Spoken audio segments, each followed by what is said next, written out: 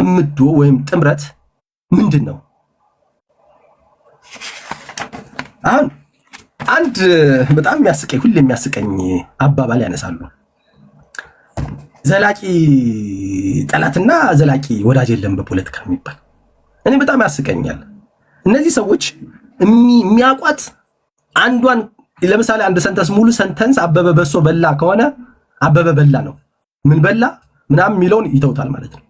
ሁሉም እንደ አሜሪካ ነው የሚጠቀመው። አበበ ድንጋይ አቢዩዝ ይደረጋል ማለት ነው። እና ይሄ አባባል ሎርድ ፓልመርስቶን የሚባል የ19ኛው ክፍለ ዘመን እንግሊዝን ታላቅ ያደረገ ፖለቲካል ስትራቴጂስት እና መሪም የነበረ ፕራይም ሚኒስተርም የነበረ ሰው እየተናገረው ነው። እና ሰውየው ምንድን ነው የሚለው ቀጥታ አነባለሁ። ብሪታንያ ዘላቂ ወዳጅ ወይም ዘላቂ ጥላት የላትም። ዘላቂ የሆነ የብሪታንያ ብሔራዊ ጥቅም ብቻ ነው ያለ። ይህንን ጥቅም ማስጠበቅ ደግሞ የኛ ኃላፊነት ነው። ስንት ኮንሰፕት አለ እዚህ ውስጥ? 3 ኮንሰፕት አለ። አንደኛው ኮንሰፕት ምንድን ነው? ዘላቂ ወዳጅና ዘላቂ ጠላት የለም። ፕሪንሲፕል እንይዘዋለን። ይህን ብቻ ይዘህ ግን አትሄድም። ምን አለ? ዘላቂ ብሔራዊ ጥቅም አለ። ከዛ ሶስተኛው ምንድን ነው የሚለው? ይህን ዘላቂ የሆነ ብሔራዊ ጥቅም ለማስጠበቅ የኛ ኃላፊነት ነው፣ ዋጋ እንከፍላለን ነው። ከዛ ግን ጥምዶ ግን የመጀመሪያዋን ነው የሚወስዳት። ዘላቂ ወዳጅና ዘላቂ ጥላት የለም። ስለዚህ ዝም ብዬ እጣመዳለሁ። ዝም በቃ የለመን ምንድን ነው የሚባለው? ዝም ብሎ የድድብና አስተሳሰብ ማለት ነው። በነገራችን ላይ ጥምረት የሚመሰረተው በመሰረታዊነት በብሔራዊ ጥቅም ነው። በጥያቄ በኮዝ ላይ ተመስርተ ነው።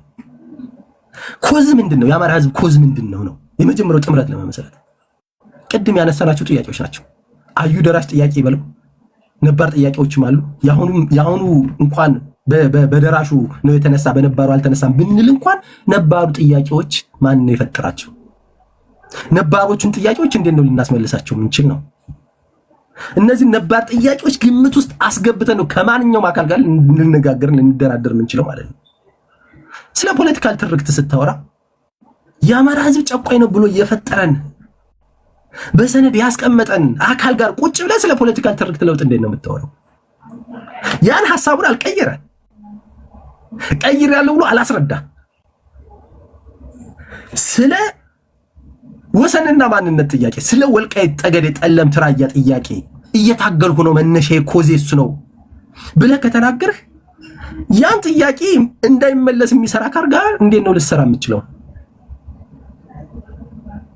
አሁን እኮ በጣም እየገረመኝ ያለው የአማራ ፋኖ እኔ በዚህ በትግሉ ውስጥ ያሉት የሚታገሉ ለማን ነው? ለአማራ ህዝብ ነው ብለው ካሰቡ ህዋት የሚታገለው ለምን ነው? እነዚህ የአማራ ህዝብ ጥያቄዎች እንዳይመለሱ ነው። ታዲያ ምንም እንትን ምን ነገር የለም። ለምሳሌ የህዋት የወልቃይትን የጠለምትን የራያን ጥያቄ ለማስመለስ የምትታገል ከሆነ ህዋት የሚታገለው ግን በተቃራኒው እነዚህ ጥያቄዎች እንዳይመለሱ በተቃራኒው የኔ ናቸው እኔን የምወስዳቸው ከ1960 ጀምሬ ያስኳቸው ደደቢት ስገባ ጀምሬ ጥይት የመጀመሩን ጥይት የተኮሰው እኮ በጠለምት አማራ ላይ ነው። ህዋት ያኔ ጀምሮ እኮ ከፋኝ ብሎ የአማራ ህዝብ በተለይ የጎንደር አማራ እኮ ዋጋ ሲከፍል ነው ይኖራል። አስቡት ከ1970ዎቹ ጀምሮ እስከ 19 አሁን 2010 ድረስ 2011 12 ድረስ ጦርነት ላይ ነው የነበረው እኮ። ሽፍታ እየተባለ ስታደን የነበረው እኮ ይህን ጥያቄ ያነሱ ወንድሞቻችን ናቸው እኮ በሽፍታ ስም እየተገደሉ የነበር። ይህን ቡድን መልሼ አመጣለሁ እጣመራለሁ ማለት ሳይንቲፊካሊ ቲዮሬቲካሊ ወይም ደግሞ በዚህ ምንድነው ፋክቹዋሊ ኦን ግራውንድ መሬት ላይ ያለው ፋክት አይሄድም አብሮ። ወይም በህግ ቋንቋ ዲጁሬ እና ዲፋክቶ የሚባል አለ።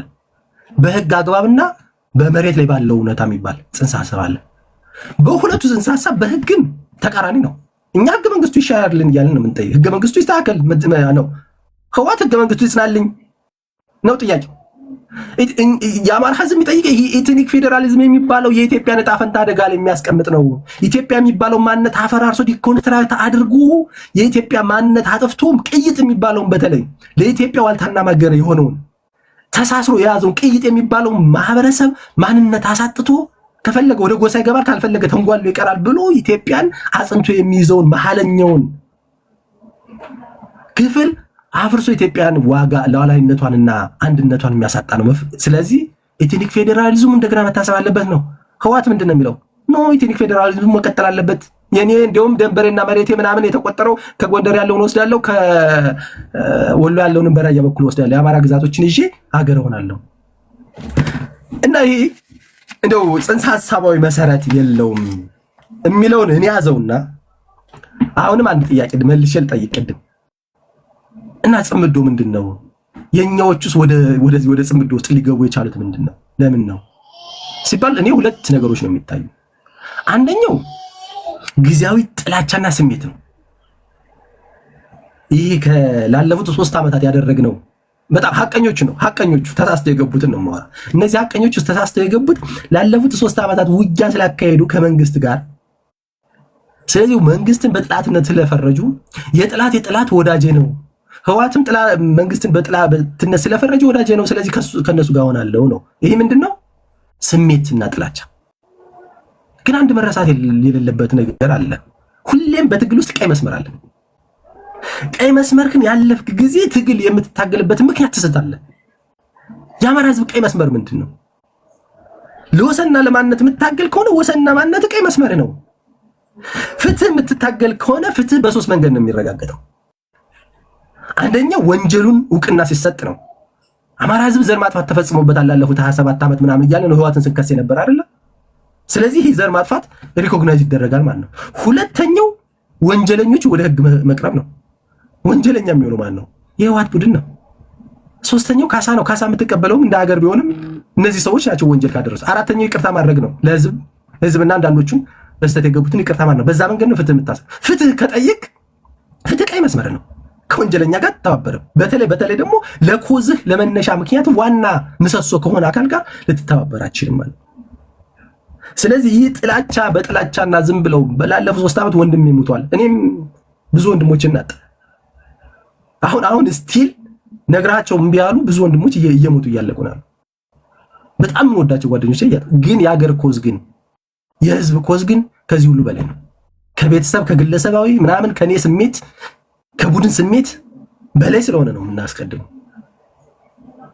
ስለዚህ ይህን ጥቅምና ይህ ጥላቻና ለአገዛዙ ብቻ ጥላቻ ስላለ ብቻ ከህወሓት ጉኛ ውስጥ መወተፍ ወይም ሂዶ መግባት ትልቁ ስህተት ነው። ሌላው ጥቅም ነው። አስልቶ የገቡት ቡድን አለ። አስልቶ የገባ ቡድን ከህወሓት ጋር ተነጋግሮ ህወሓት መሬት ቢወስድ የሚወስደው የጎንደር መሬት ነው በአብዛኛው። ወልቃይት የቁራሽ መሬት ምናምን እያሉ የሚያሳንሱት ኮዙን ማለት ነው። ወልቃይት ደም ነው፣ ማንነት ነው።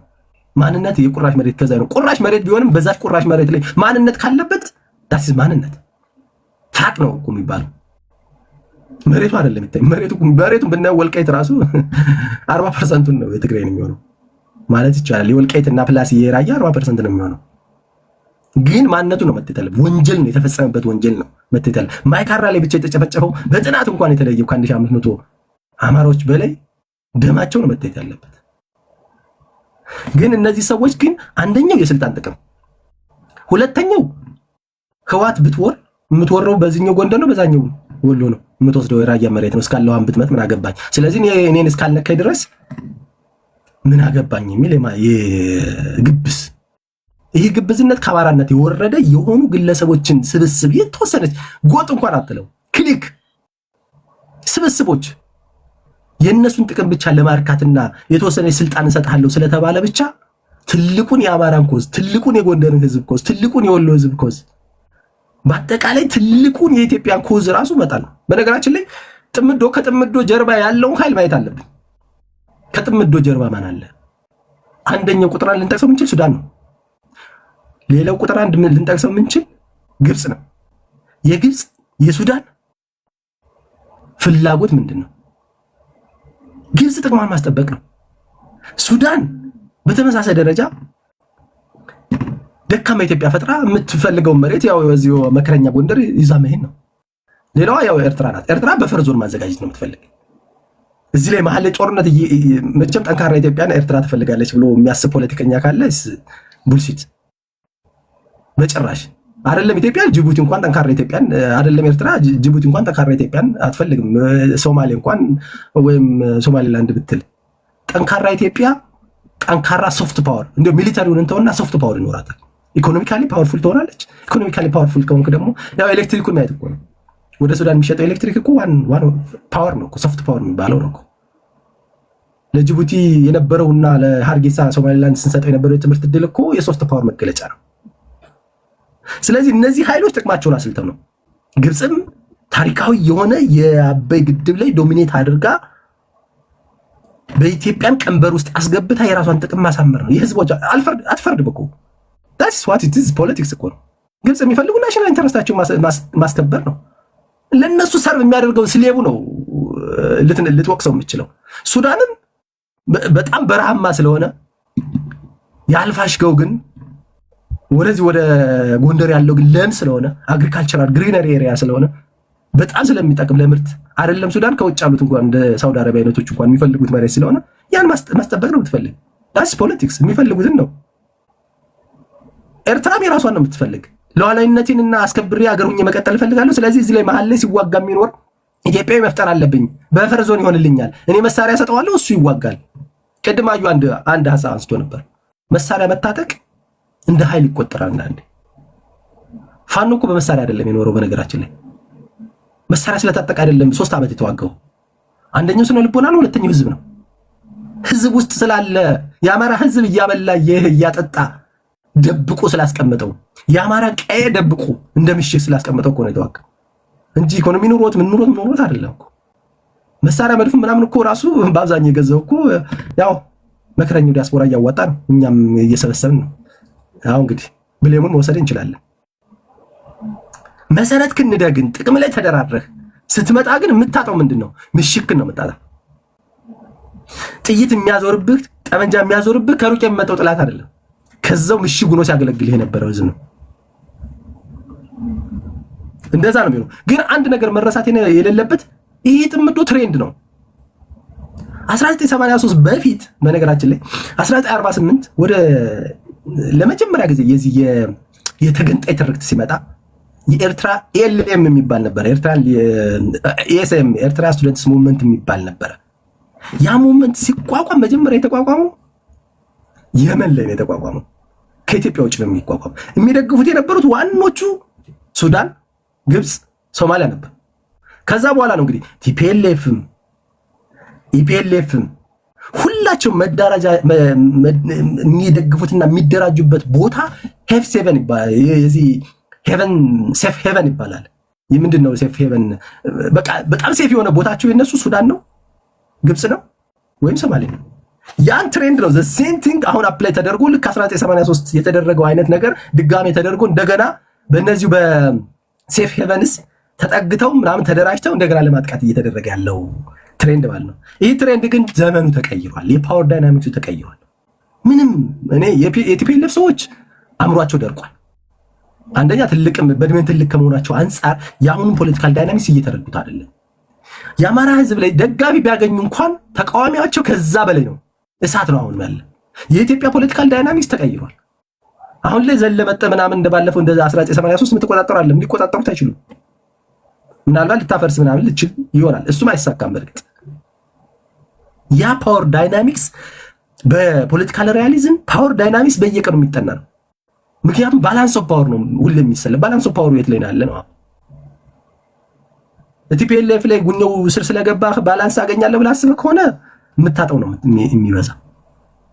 ስለዚህ ማይሳካ ቅድማ እያለ ሲናገረው የነበረው እርግጠኛ ነው ምን ብዙ መስዋዕትነት ሊከፈል ይችላል። ብዙ በጦርነት ብዙ መግፋትም አለ። መጨረሻ ላይ ግን በጣም አሳፋሪ ሽንፈት የሚከናነበው ይሄ አገር የአገርን የከዳና የጥላት የታሪካዊ ጥላት ሹምባሹ ነው የመጣው ቡድን እንደሆነ ግን አልጠራጠርም። ይሄ የኢትዮጵያ ታሪክ የሚያስረዳው ነው። ጊዜ ሊቆይ ይችላል እንጂ እና ይችን ሀሳብ ለመጨመር ነው። አመሰግናለሁ። ፖለቲካ እኔ እንግዲህ ኢትዮጵያ ምድር ላይ ሶሻል ሚዲያ ላይ የኔን ያህል እናንተን ያወያየ የለም። ብሔርተኞች ምንም መንፈሴን የማይረብሽ አልረበሻችሁኝ ነገር ነው። ሌጂቲሜት የሆነ ነገር ኮንታንሱ ሰላም ያላችሁ ሰዎች ናቸው። በነገራችን ላይ እንዲህ ስል እነሱ ከሚናገሩት ንግግር ጋር ተቃራኒ ሀሳብ አለን ብላችሁ ተደራጅታችሁ መድረክ ፈጥረላችኋል። ማን ነው የሚጨንቀው? ህዝብ ይፈርዳል። ሰላም ያላችሁ ሰዎች ናቸው። ላይክ ጥያቄዎቻቸው የሚያነሱት ትንታኔዎቻቸው እኔ የሚገባኝን ነገር ልንገራችሁ። ከዛ ወደ ሁለት ሰዎች ይሄዳሉ። ቲፒኤልኤፎች ታስታውሱ እንደሆነ ከ4 ኪሎ ሲገፉ ትዝ የሚላችሁ እንደሆነ ዲጂታል ወያኔ ነው ያሉት። በቃ ኦልሬዲ ግራውንዱ ነገር ተበልተዋል፣ ሳይበሩን እንቆጣጠራለን ያሉት። ቲፒኤልኤፎች ሲሪየስ ቢዝነስ ላይ ያሉ ሰዎች ናቸው። ሶሻል ሚዲያ ላይ ሲመጡ በመጀመሪያ ኢንቨስት ያደረጉት ምሁራን ላይ አይደለም፣ ጋጥ ወጦች ላይ ነው፣ ባለጌዎች ላይ ነው። ዛትስ ዋይ ብዙ ተሳዳቢዎች አንበሳ እየወረደላቸው በነገራችን፣ ምክንያቱም ልሂቃን ሲሰደቡ ይፈራሉ። አሁን ለምሳሌ ዶክተሮችን፣ ፕሮፌሰሮችን፣ የፖለቲካ ሳይንቲስቶችን ላምጣችሁ ብል ምናምን ይላል። የሚሉት ለምንድን ነው? የአማራን ህዝብ ጥቅም በአግባቡ ሊያስጠብቁ የሚችሉ የአማራ ልጆች የገባቸው ቅድም ያልኳቸው በሶስት ከፍያ ነግሬያቸው ነበር። እነዚህን ሰድበው በማጥፋት ነው አንደኛው ስትራቴጂ ማለት። ዛሬ ከዚህ ስትወርዱ ምን አይነት መድረኮች እንደሚፈጠሩ ታያላችሁ። ጤነኛ ከሆናቸው የእነዚህን ሰዎች ሀሳብ በሀሳብ ነው ዲባንክ ማድረግ ያለባቸው። ለምን እንደተጣመድክ ማስረዳት ነው። ለእኔ ስትል መጋመድ ትችላለህ፣ ግን የምትጠይቀውን ጥያቄ መመለስ ትችላለህ ወይ? ነገር ግን የሚሰጣቸው አንበሳና የሚሰጣቸው ገንዘብ የሚናገሩት ንግግር በበቂ እውቀትና በበቂ ግንዛቤ ላይ የተመሰረቱ ሰዎችን በስድብ በዘመቻ ማጥፋት ነው ተከፍሏቸው። አብዛኞቻቸውን ብታያቸው አይታወቁም፣ በፎቶ አይታወቁም። ታውቋቸዋላችሁ? አታውቋቸውም? እኚህ ሰዎች በቪዲዮ ወጡ ሰዎች ናቸው። ማታውቀው ሰውዬ፣ ጨለማ ውስጥ ያለ ሰውዬ፣ አንተ ብርሃን ውስጥ ያለን ሰውዬ ራሱ ልውሰድ ሲል ምን ብለህ ነው የምታደምጠው? ጎበዝ አውሬ ይሁን ነፍሰ ገዳይ ይሁን ሴት የደፈረ ይሁን ኢትዮጵያዊ ይሁን አይሁን ማታውቀው ሰውዬ ዛሬ ሶሻል ሚዲያ ላይ እነዚህ ናቸው ገንዘብ የተሰጣቸው በተለያዩ መንገዶች በጊፍት በምናምን መልክ የተሰጣቸው። እውቀት ያላችሁ ወይም ደግሞ ሊቃን የምትባሉትን በዘመቻ እነሱ ደግሞ ሰው ያደፍቃሉ። በነገራችን ላይ እኛ ህዝብ ሲሰሰው አንስድድብ ምናምን ሲሆን አይታችሁ ከሆነ 500 1000 ምናምን የሚሆኑት ትፈራላችሁ። ተስፋዬ በራሳችሁ ትግል ስድብ እየፈሩ ሰዎች የሚሸሹት ለዛ ነው። ይሄ ግን ተሰደብክ ተዘቀዘቅ በአንተ በህልውና ጉዳይ ላይ ሊወስን የሚመጣ ኃይል ነው። ሰው የሚሞትበት ጉዳይ ነው። ስለዚህ በአመክንዮ ላይ ተመስርተ የምትከራከር ከሆነ መከራከር አለብህ እንጂ ሌሎቻችሁ ተሰድባችሁ ፈርታችሁ ምናምን መመርመራቅ የለባችሁም። ያው ፎቶዎቻቸው ለማይታዩ ሰዎች አንደኛው አማራ ፖለቲካ ውስጥ የገቡ እንዲህ ያሉ ሰዎች ናቸው። እኚህ ደግሞ ባለጌ ስለሆኑ አፋቸው ስለሚፈራ ያሰላስላሉ፣ ለወትሮ ያሰላስላሉ የምትሏቸውን ሁሉ አድፍቀዋል እኮ። አንዳንዴ ዶክተር እንትና የሚባለው ሰውዬ በጋጥ ወጥነት ዶክተሬት ዲግሪ ከጫነ ሰውዬ ጋር ይወያያሉ እኮ። አያቸው አንዱ ሲስተም ነው። ሊቃኖች ላይ ኢንቨስት ቢያደርጉ ነው በአመክንዮ ነው የሚከራከሩት። አያሌው ጋር መጥቶ እንዲህ እንዲያርግ ቢለው አያሌው ዋይ እንዴት ምናምን ብሎ ሊጠይቅ ይችላል። እናንተ እንዴት ብላችሁ ለዶክተር ደረጃ ልጠይቁ ትችላላችሁ። ኩዌሽን ታደርጋላችሁ። ጋጥ ወጥ ላይ ኢንቨስት ካለ ከአንበሳው ነው የሚፈልገው። አንተ ከፈለክ ባፍጥህ ተደፋ እዛ ጋር ድብልቅ ይውጣ ጤነው ኬር። እናንተ ድብድቡ በሚካሄድበት መሬት ላይ ዘመድ አላችሁ፣ ቤተሰብ አላችሁ፣ ቀያችሁን ታውቃላችሁ፣ መግቢያ መውጫውን ታውቃላችሁ። ቦምብ ፈነዳ ሲባል ትደነግጣላችሁ። የማታውቀው ሰውዬ አንተ ተወልደ ባደግበት አካባቢ ላይ መጥቶ እንደፈለገ ይውደም ይፋፋም ሲል እንዴት ሆነ ነው የምታደምጠው? ራሱ ያኛው ገንዘብ ስለተከፈለው ነው። ደቡብ ይሁን ምስራቅ ይሁን ሰሜን ይሁን አታውቅም። ሰው ሲሪየስ የሆነ ነገር ላይ እንዳላችሁ ማወቅ አለባችሁ ለማለት ያለው። ነገም አሁን ጥያቄ ከዚህ በኋላ ከሁለቱ በኋላ ሳስገባችሁ ጥያቄ ትጠይቋችኋላችሁ። ተጣመድን ለምትሉም ሰዎች በተቻለ መጠን መድረክ አዘጋጅላለሁ፣ በሲሪየስ መድረክ አዘጋጅላለሁ። መተት እናገራለሁ በስነ ምግባር ማለት ነው። ይሄ እንደዚህ ፈነጫለሁ እንደዚህ ወንትን እላለሁ እንዳታ አይ ቲንክ እንተዋወቃለን ብዬ አስባለሁ። ግን ተደራጅተህ መተህ የተጻመዳችሁ ኃይሎች አይ እኛም ለምን እንደተጻመድን ማስረዳት እንፈልጋለን ካላችሁ መድረክ ሰጣችኋለሁ። ካላልክ የራስህ ጉዳይ፣ ምንም ላደርግልህ አልችልም። ታፕታፕ ለምታደርጉ ከልብ ነው ማመሰግነው። ከፌስቡክ ከዩቲዩብ እያደመጣችሁ ላላችሁ ከዛ ስልክ አስቀምጥላችሁና እየደወላችሁ ጥያቄ እንድታነሱ አደርጋለሁ። ቴዲ ሐዋሳ ድራይቪንግ ስኩል አለላችሁ ቶሮንቶ፣ በእግር ጥሏችሁ ወደ ካናዳ የምትመጡ ካላችሁ እኔን ኮንታክት አድርጉኝ። አሁን ህግ እየጠበቀ ነው በኦንታሪዮ ደረጃውን የጠበቀ ህጋዊ እውቅና ያለው ትምህርት ቤት አለ። እናስተምራችኋለን፣ እናሰለጥናችኋለን። የመንጃ ፍቃድ ባለቤት እንድትሆኑ እናደርጋችኋለን። ህግ እየጠበቀ ነው። ከዚህ ቀደም ዝም ብላችሁ ድራይቪንግ ላይሰንስ ትይዙ ነበር። አሁን እንደዛ አይደለም። ኢትዮጵያ ነድቻለሁ ማለት ብቻ በቂ አይደለም። ለዛ ደግሞ እኛን ኮንታክት አድርጉ፣ እንዴት ማድረግ እንዳለባችሁ በቶሎ ህግ እየጠበቀ ሳይሄድባችሁ የመንጃ ፍቃድ ባለቤት እንድትሆኑ እናደርጋችኋለን ለማለት ያህል ነው። ታፕታፕ ላደርጋችሁ ከልብ አመሰግናለሁ። 124,000 ላይ ያለ ነው። እንደ ተወያዮቹና እንደ ደረጃቸው ግን 124,000 ታፕታፕ በጣም ያንሳል። እንደ ብዛታችሁ ፕሊዝ ታፕታፕ አድርጉ። ታፕታፕ እያደረጋችሁ ላላችሁ ከልብ ነው የማመሰግነው። ከሁለት አይ ቲንክ ያላወሩት አፍሪካና ትዕግስት ናት። ያስገባት እናንተ እያወራችሁ አንድ ሁለት ጥያቄ ይቀበላሉ የምትሉት ነገር ከሌለ ማለት ነው። አፍሪካ እድል አልወሰደችም በዚህ አጀንዳ ላይ በጽምዶ ላይ የእሷን ሀሳብ እንስማ። ወደ አፍሪካ ነው። ከዛ ከአፍሪካ በኋላ ወደ ንግስት እመጣለሁ።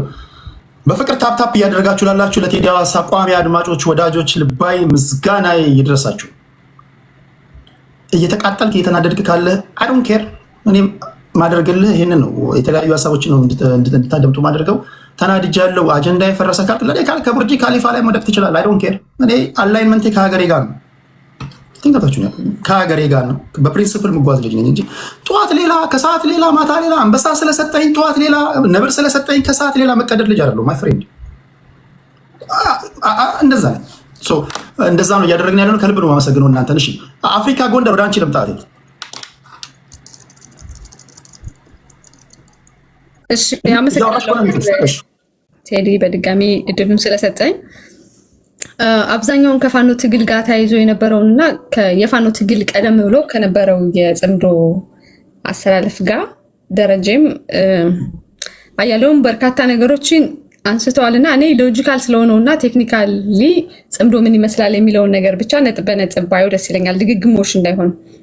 መጀመሪያ ቅድም አንተ አንድ ጥያቄ ጠይቀህን ነበረ። ወራሪዎች ይሏቸዋል ወልቃይትን የያዙ ወይም እዛ አካባቢ ያሉትን ወራሪዎች ይላሉ የሚል ነገር ተናግራልና አይ ቲንክ ከ2 ወር በፊት ማሲንጋ ወደ ወልቃይት ሄዶ ነበረ፣ የአሜሪካው አምባሳደር ማለት ነው በኢትዮጵያ። እና ተመሳሳይ እንደዚህ ናችሁ ይሏቸዋል። ተመሳሳይ አንተ የጠየቀውን ጥያቄ እዛ ላይ ሜንሽን ተደርጎ ነበረ። ወራሪዎች ናችሁ ይሏቸዋል እና በእርግጥ እናንተ ወራቸዋል ወይ? ለምንድነው መሬታቸውን ለቃችሁ ማትሄዱ? የሚል እንደዚህ ፌዝ አልዘል ጥያቄ ሲጠይቃቸው እዛው ላይ የነበሩት ወንድሞቻችን የመለሱላቸው ምንድን ነው፣ እኛ ተወልደን ያደግነው አያቶቻችንም አባቶቻችንም እኛም ይህ ርስታችን ነው። ስለዚህ ከመካከላችን አንተ የዚህ አካባቢ ተወላጅ ወይም አንተ የዚህ ርስት ባላባት አይደለም ብለህ ልታባረው የምችል ሰው የለም ብለው እዛው ላይ ነው እንግዲህ ፕራክቲካል እዛው ላይ ቁመው የመለሱለት ማለት ነው። ይህ የሚያሳየው ምንድን ነው? አንደኛ እዛው ያለው ስለ ወልቃይት ስናወራ አሁን በጣም ብዙ ሰው በተሰራው ትርክት ላይ ስለ ወልቃይት ስናወራ ወልቃይት ዝም ብሎ ሰሊጥ ብቻ የሚታረስበት መሬት፣ ህዝብ የሌለው ማንነት የሌለው ልም ያለ በረሃ ምናምን ይመስለዋል። ለአመታት ለ40 ዓመት ያለማቋረጥ በጽናት የታገለ ህዝብ አለበት። መጀመሪያ ማወቅ ያለብን እንደ አማራ ህዝብ በእርግጥ የወልቃይት ጥያቄዎች፣ የርስት የማንነት ጥያቄ፣ የራያ ጥያቄ በተለያየ መድረክ ተነስተዋል። በሰልፍ የባህር ዳር ወጣቶች፣ የወልዲያ ወጣቶች፣ በመላው ኢትዮጵያ በርካታ ዋጋ ተከፍሎበታል። ነገር ግን ያንን ሰልፍ ነው የምናስበው፣ ያንን የነበረውን ውይይት ነው እንጂ የምናስበው ወልቃይት ሲባል ወልቃይት ውስጥ ደግሞ ኢምፐርሰን እዛው ተወልደው ከዛው አድገው የአባቶቻቸውን ርስት ተቀምተው ማንነታቸው እየጠፋ እየታገለ የራሱን ማንነት አስጠብቆ የቆየ ማህበረሰብ እንዳለ ይረሳል። ስለዚህ ወራሪ ስንል ይህ የፖለቲካል ተርም ዳይሬክት ከማን ጋር ያጋጨናል? እዛው ተወልደው ካደጉት ወይም ከርስቱ ባለቤቶች ጋር ያጋጨናል ማለት ነው። ስለዚህ አንዳንድ ጊዜ የተሰራው የፖለቲካ ትርክት በራሱ የፈጠረው የዚህ የቃላት የምንናገራቸው ነገሮች በሙሉ ምን ያክል የማህበረሰቡን እንደዘነጋ ነው፣ እዛ ላይ የተወለደውን ማህበረሰብ እንደዘነጋ ነው ያሳያልና አይ ኖ አንተን ማለት አይደለም፣ ግን እንደዚህ አይነት ነገሮች ሲነሱ 1 ቀን 2 ቀን 3 ቀን ወይ እንደፋኖ 3 ዓመት የታገለ ማህበረሰብ አይደለም ያለ፣ አልጠፋም ብሎ 40 ዓመት ግብግብ የፈጠረ ማህበረሰብ ነው ያለው። ከዛ በመቀጠል እንግዲህ ወረራ ምንድን ነው የሚለውን ነገር ትንሽ እንየው።